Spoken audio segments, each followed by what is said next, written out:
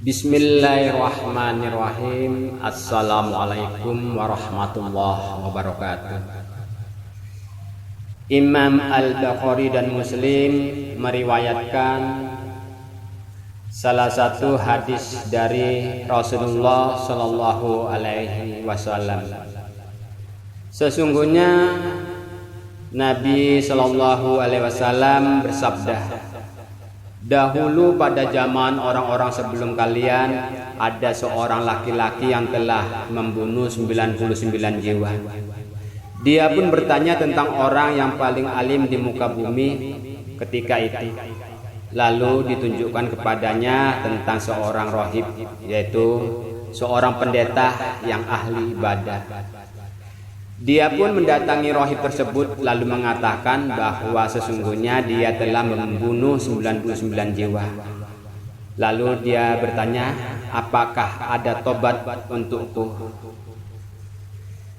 Lalu si ahli ibadah itu berkata, tidak ada.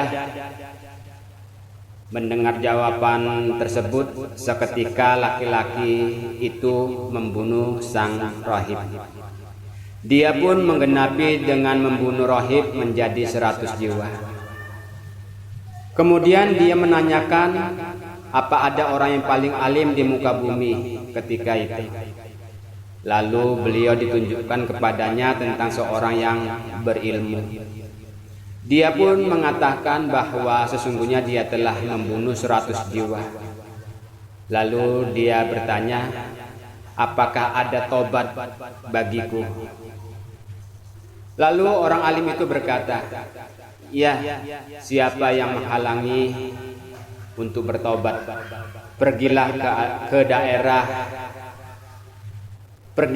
daerah ini dan daerah itu. Sebab sesungguhnya di sana ada orang-orang yang senantiasa beribadah kepada Allah. Maka beribadahlah kamu kepada Allah bersama mereka.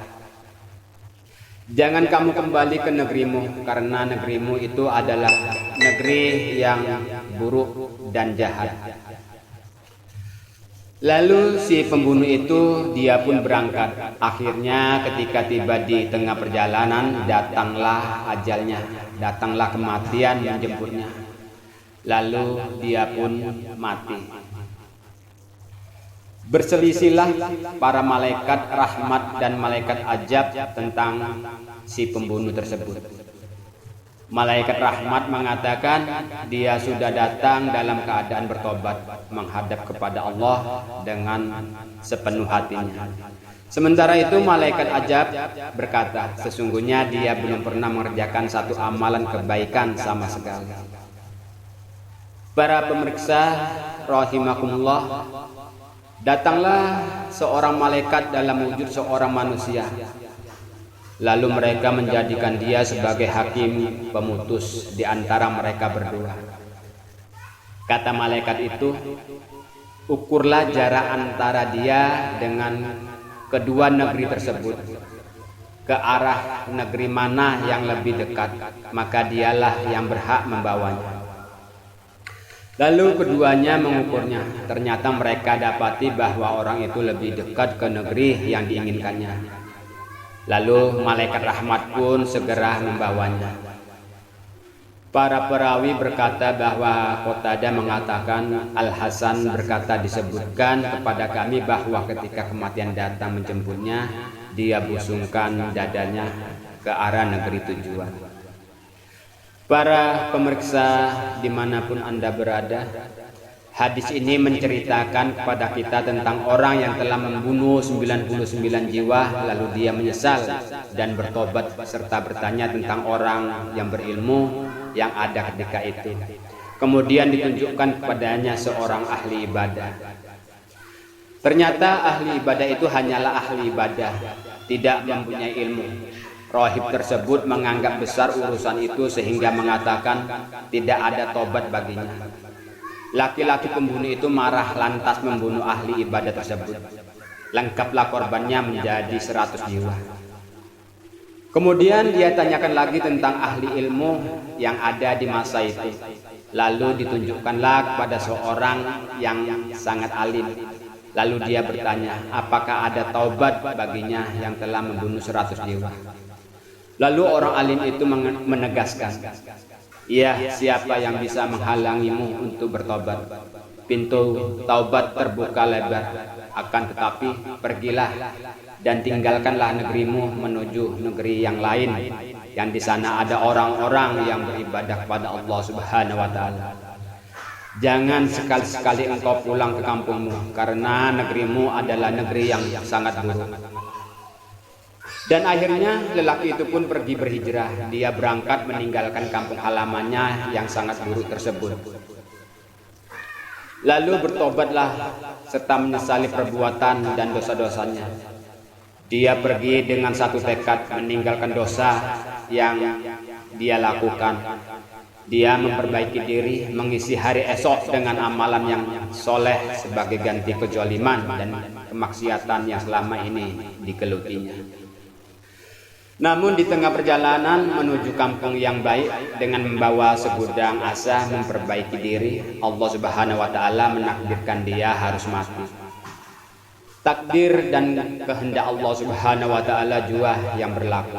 Itulah rahasia dari sekian rahasia Allah yang maha bijaksana.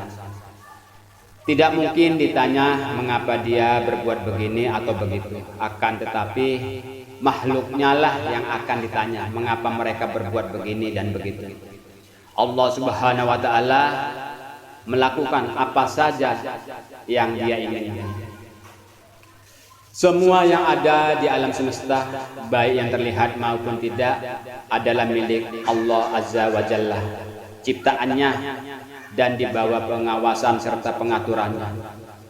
Dia yang menentukan setiap perbuatan seorang hamba.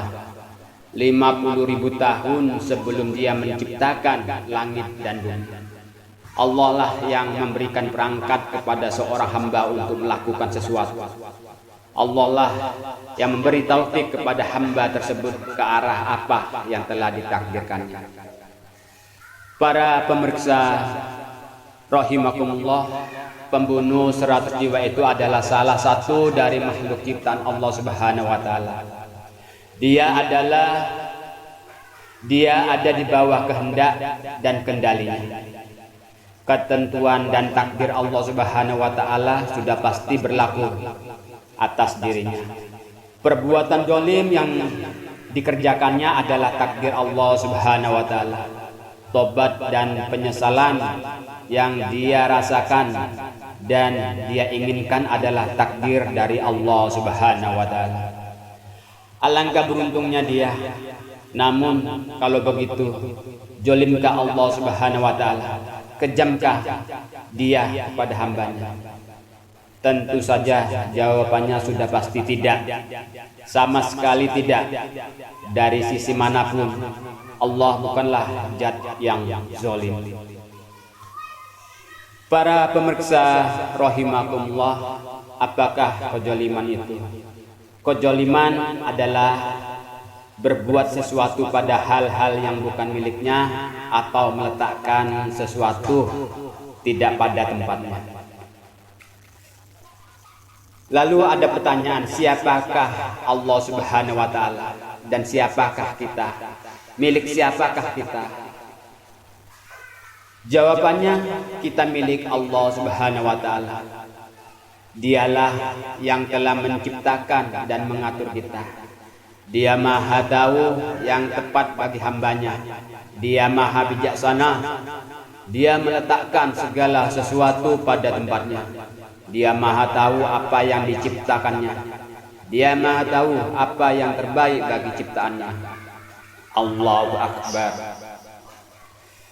Para pemirsa rahimakumullah, sungguh andai kata kezaliman yang dikerjakan oleh Bani Adam harus diselesaikan dengan azab dan siksa di dunia, niscaya tidak akan ada lagi satupun makhluk yang melata di atas muka bumi ini. Sungguh seandainya kemurkaan Allah Subhanahu wa taala yang lebih dahulu daripada rahmatnya, niscaya tidak akan pernah ada rasul yang diutus, tidak ada kitab suci yang diturunkan, tidak ada ulama dan orang soleh serta berilmu yang memberi nasihat, peringatan dan bimbingan. Bahkan tidak akan ada satupun makhluk yang melata di muka bumi ini.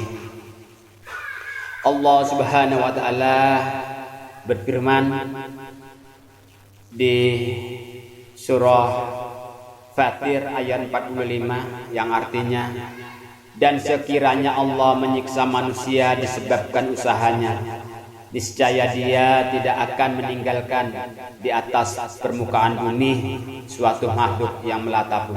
Akan tetapi Allah menaguhkan penyiksaan mereka sampai waktu yang tertentu. Apabila datang azal mereka, sesungguh Allah adalah Maha melihat keadaan hamba-hambanya. Quran surah Al-Fatir ayat 45. Jamaah rahimakumullah, inilah satu kisah tentang seorang pembunuh yang akhirnya bertobat dan Allah mengampuninya. Semoga dengan saya sampaikan kisah ini kita semakin beriman, semakin bertakwa pada Allah Subhanahu wa taala. Wassalamualaikum warahmatullahi wabarakatuh.